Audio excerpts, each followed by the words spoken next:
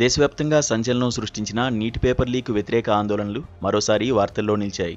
Cockroach Janata party ఆధ్వర్యంలో ఢిల్లీలో చేపట్టిన చలో పార్లమెంట్ నిరసనలు తీవ్ర ఉద్రిక్తతకు దారితీసిన సంగతి తెలిసిందే.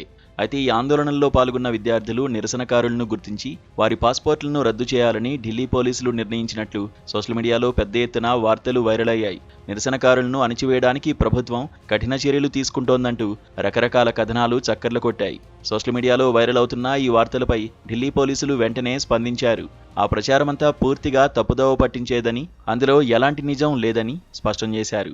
సీజేపీ ఆందోళనకారుల పాస్పోర్టులను రద్దు చేయడానికి సంబంధించి తాము ఎలాంటి నిర్ణయం తీసుకోలేదని స్పష్టం చేశారు. ఈ మేరకు ఢిల్లీ డీసీపీ ఎక్స్ వేదికగా అధికారికంగా పోస్ట్ పెట్టారు. ఇలాంటి నిరాధారమైన తప్పుడు కథనాలను ప్రజలెవరూ విశ్వసించవద్దని అన్నారు. సోషల్ మీడియాలో వాటిని షేర్ చేయవద్దని విజ్ఞప్తి చేశారు. కేవలం అధికారిక ఛానళ్ల నుంచి వచ్చే సమాచారాన్ని మాత్రమే నమ్మాలని పోలీసులు కోరారు.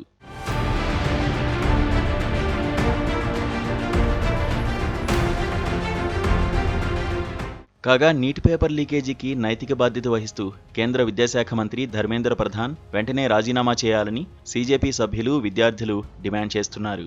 ఈ డిమాండ్తోనే సీజేపీ జూలై 20న చలో పార్లమెంటుకు పిలుపునిచ్చింది. ఈ ఆందోళన సమయంలో పార్లమెంటు పరిసరాల్లో తీవ్ర ఉద్రిక్తత చోటు చేసుకుంది.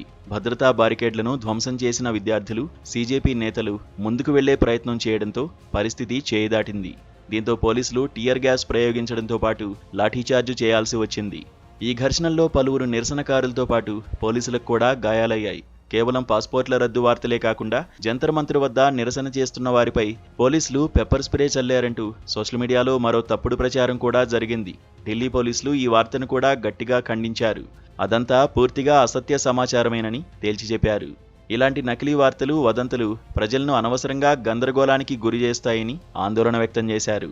సోషల్ మీడియాలో వచ్చే ఏ సమాచారాన్నైనా సరిచూసుకోకుండా షేర్ చేయవద్దని పోలీసులు మరోసారి ప్రజలను హెచ్చరించారు.